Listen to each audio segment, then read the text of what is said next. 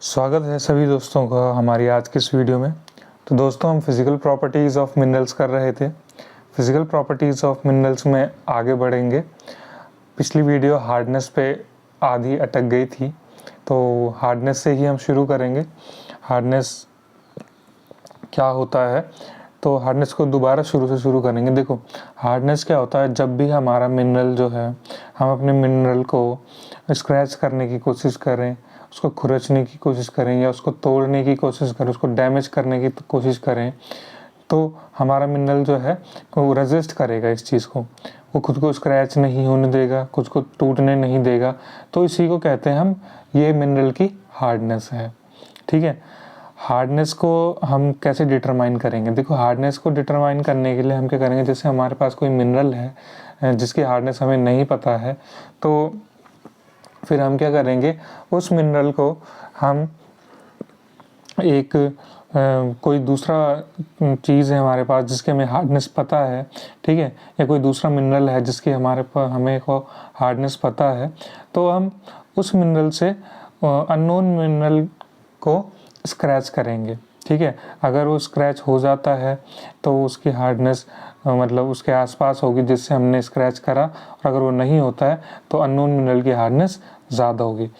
ठीक है, तो ये समझ में आ गया होगा। हमने करना क्या है, वो मिनरल लेना है जिसकी हार्डनेस हमें पता नहीं है, फिर एक ऐसा मिनरल लेना है या एक ऐसी चीज़ लेनी जिसकी हार्डनेस हमें पता है। जिसकी हार्डनेस हमें पता है उससे हम अननोन हार्डनेस वाले मिनरल को स्क्रैच करेंगे, उस रगड़ेंगे उसको, तो उससे क्या होगा, हमें उसकी हार्डनेस का अंदाज़ा लग जाएगा।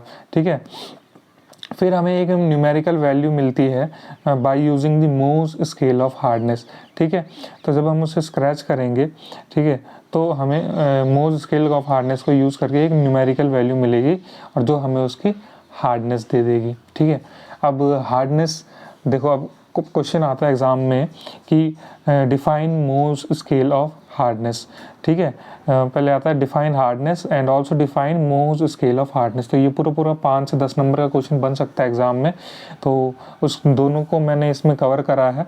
ठीक है, अगर ये क्वेश्चन आप इस तरीके से आता तो आप ऐसे ऐसे लिखेंगे। ठीक है, तो देखो मोज स्केल ऑफ हार्डनेस जो है, एक जर्मन मिनरलॉजिस्ट थे, उन्होंने जिनका नाम था फ्रेडरिक मोज, उन्होंने मोज स्केल ऑफ हार्डनेस को प्रोड्यूस करा था। उन्होंने क्या करा, एक सेट ऑफ 10 स्टैंडर्ड मिनरल्स लिए, 10 स्टैंडर्ड मिनरल्स लिए, जिनको उन्होंने उस स्केल में इंक्रीजिंग हार्डनेस की ऑर्डर में अरेंज किया, बढ़ते क्रम में। यानी कि भाई नीचे से जब हम ऊपर से जब हम नीचे की तरफ जाते हैं तो मिनरल की हार्डनेस बढ़ती जाती है। ठीक है, तो उसी स्केल को हम बोलते हैं मोज स्केल ऑफ हार्डनेस। ठीक है, अब जो इसमें मिनरल्स जिनका नंबर ज़्यादा है वो हमारे हार्डर मिनरल होते हैं, और जिनका नंबर कम है वो हमारे सॉफ्टर मिनरल होते हैं। तो जो हार्डर मिनरल है वो हमारे सॉफ्टर मिनरल को ईजिली स्क्रैच कर देते हैं, है ना। तो मतलब जो हायर नंबर्ड मिनरल्स हैं वो हमारे लोअर नंबर्ड मिनरल्स को स्क्रैच कर लेंगे। ठीक है, अब आ जाते हैं मोज स्केल ऑफ हार्डनेस। तो ये इसकी टेबल है। ठीक है, यहाँ पर हार्डनेस लिखी हुई है, मिनरल का नाम और कॉमन फील्ड टेस्ट, क्या उस पर टेस्ट लगाया गया है उसकी हार्डनेस पता करने के लिए। तो 1 2 3 4 5 6 7 8 9 10, मतलब ऊपर से नीचे की तरफ जब हम जाएंगे तो मिनरल की हार्डनेस बढ़ेगी। Talc, gypsum, calcite fluoride, apatite, orthoclase और फेल्ड्सपर दोनों एक ही मिनरल के दो अलग अलग नाम है। Quartz, topaz, corundum, diamond. ठीक है, तो देखो टॉल्क और जिप्सम का जो है scratched by a finger nail, इनको हम फिंगर नेल से स्क्रैच कर सकते हैं। ये जो कैल्साइट फ्लोराइड एपेटाइट है, स्क्रैच्ड बाय अ नाइफ से इनको स्क्रैच कर सकते हैं। ऑर्थोक्लेज और क्वार्ट जो है scarcely scratched by a knife, इसको नाइफ से स्क्रैच करने में थोड़ी मुश्किल होती है।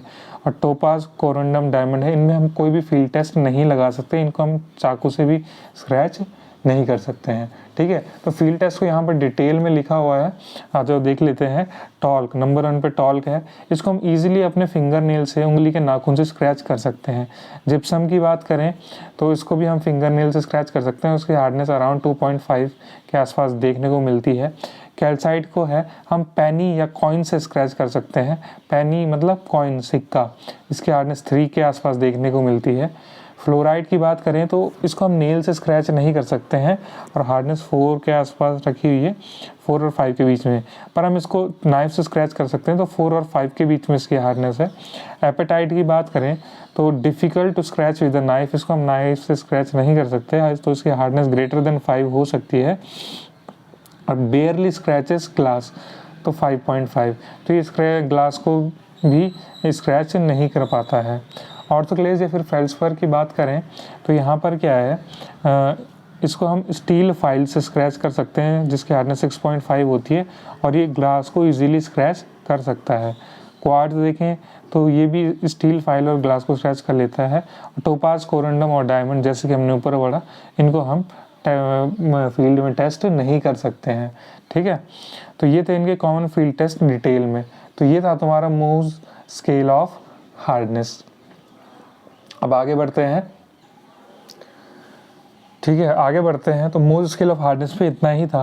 अब हम ये जानेंगे कभी हम पे हार्डनेस टेस्टिंग मिनरल्स ना हो, मतलब जो हमारे ये मिनरल्स थे जो अभी हमने मूव्स स्केल में पढ़े, तो हम हार्डनेस कैसे डिटरमाइन करेंगे। तो हम क्या करेंगे, जो चीज़ें हमारे पास अवेलेबल हो सकती हैं घर में, उनका यूज़ करके हम हार्डनेस को डिटरमाइन कर सकते हैं। जैसे कि जो हमारा फिंगर नेल है, जो हमारा नाखून है, ये 2.5 की हार्डनेस तक के ऑब्जेक्ट को स्क्रैच कर सकता है, पर ये कैल्साइट को नहीं कर सकता। जैसे विंडो ग्लास है, ये भी 5 हार्डनेस तक स्क्रैच कर सकता है, पर ये फेल्डस्पर को नहीं कर सकता। और जो पेंक नाइफ है, ये 6.5 तक कर सकता है और क्वार्ट्ज को नहीं कर सकता। ठीक है, तो पेंक नाइफ क्या होता है, या पेन नाइफ, सॉरी पेंक नाइफ मैं गलत पढ़ रहा हूँ। पेन नाइफ क्या होता है हमारा, जैसे तुमने चाकू देखा होगा जो हम जेब में, मतलब जेब में रखने वाला होता है ना, कि उसको फोल्ड कर लेते हैं तो फिर वो चाकू छुप जाता है, उसको बोलते हैं पेन नाइफ या पॉकेट नाइफ। ठीक है, तो small knife with a blade which folds into the handle, जो उसके हैंडल में फोल्ड हो जाता है उसको बोलते हैं पेन नाइफ। हार्डनेस को मेज़र करने के लिए एक इंस्ट्रूमेंट होता है जिसको हम बोलते हैं स्क्लेनोमीटर। ठीक है, तो ये चीज़ें हम यूज़ कर सकते हैं। ऐसी हार्डनेस टेस्ट किट बना सकते हैं हम घर में। जैसे हमने चौक ले लिया जिसकी हार्डनेस 1 होती है, फिंगर नेल 2.5 हार्डनेस तक कर सकता है, विंडो ग्लास 5.5 हार्डनेस तक कर सकता है, स्टील फाइल और जो टेम्पर्ड स्टील है ये 6.5 हार्डनेस तक कर सकता है, यहाँ पर ये लिखा हुआ है। ठीक है, कॉपर और ब्रॉन्ज पेनी जो है, ये जो सिक्का है हमारा, वो 3 हार्डनेस तक कर सकता है। कॉमन नेल जो है 4 हार्डनेस तक कर सकता है, 4 हार्डनेस तक, मतलब जो कील होती है जो हम घर में ठोकते हैं। और जो पॉकेट नाइफ या पेन नाइफ है, ये 5.5 से 6.5 तक।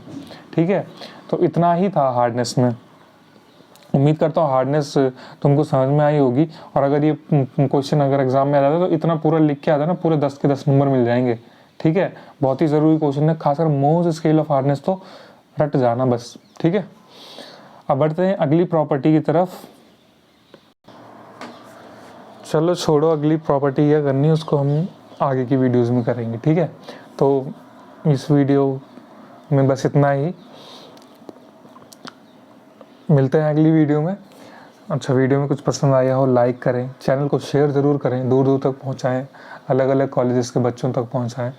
ठीक है, ताकि ये जियोलॉजी का मटेरियल सबको अवेलेबल हो सके।